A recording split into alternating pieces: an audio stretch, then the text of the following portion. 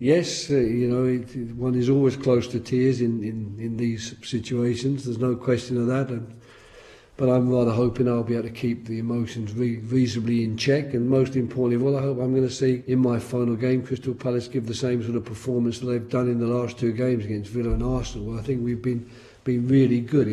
If the lads can pull off a performance like that again, that will be a really fitting finale when it comes to the football. The last few days for me have been not an emotional roller coaster, because it's been constantly going up and up and up and up, and I don't know how high that it can go, but I know that there's going to come a moment when, unfortunately, like all roller coasters, the carriage plummets downwards, and then I'm going to feel, I'm sure, an enormous void. And it's been fantastic to see how many people from here in England, but also from the other countries where I've worked, have actually been in touch with me. And each time you think, oh, look at that, fantastic, that so-and-so's taken the time and the trouble to just put a few words down on paper. I'm going to try and make certain I get all of these sort of documented, as it were, so I don't forget all of these things that have been happening, because it would be a pity to forget it, because it's been so good. Now, Jurgen Klopp says he is definitely going to be retired by 70.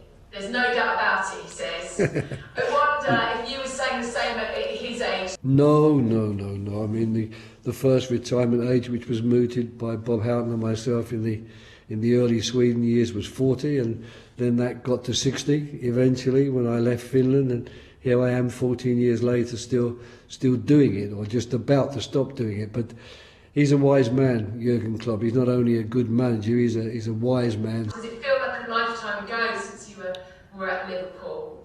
It wasn't successful enough on the field for me to really make a fuss about that decision. I was disappointed by it. I was honestly thinking at that time that, if I can get the 3 years of my contract here, that will be a fitting end to my career. But that was in 2010. It's 14 years later, so... You like to sort of really digest the questions, but I want you just to close your eyes and think of the first thing that comes into your head. Best Crystal Palace moment.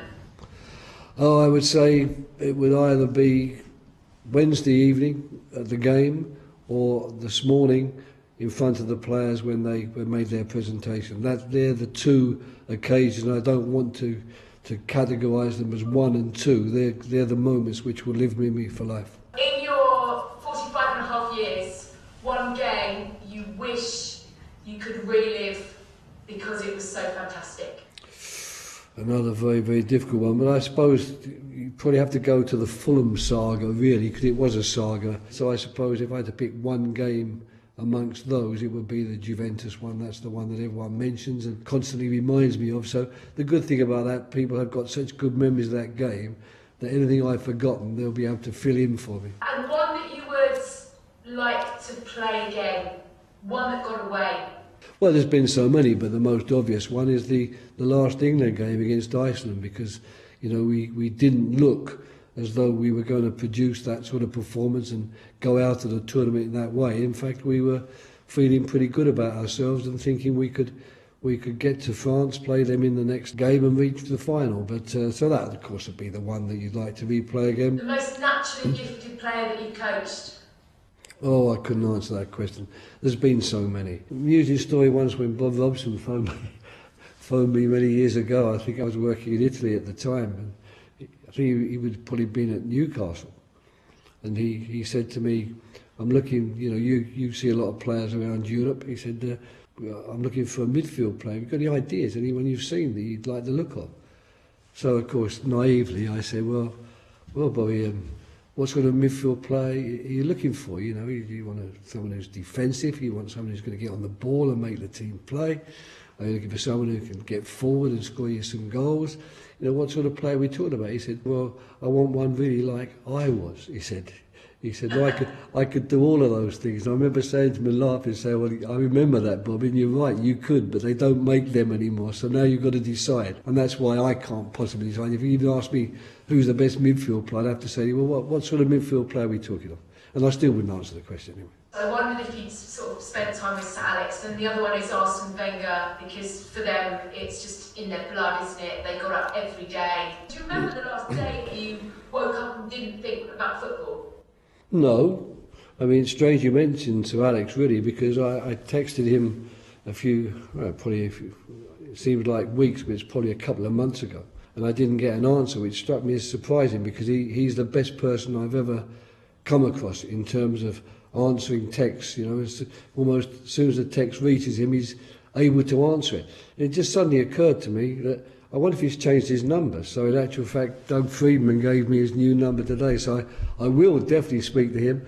I saw Arsene on a Zoom call with a leadership group that we both belong to the other day, but we were talking about other things.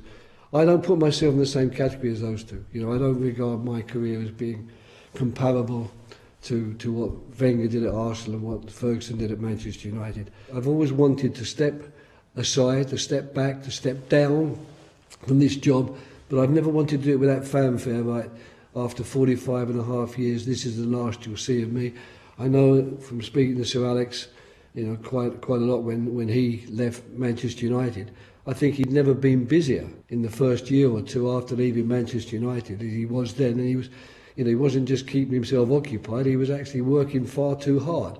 So I'm rather hoping that something like that might happen to me. Things will come my way that I really want to do. But the good thing is I don't have to take them. Just finally then, what does Monday look like for you?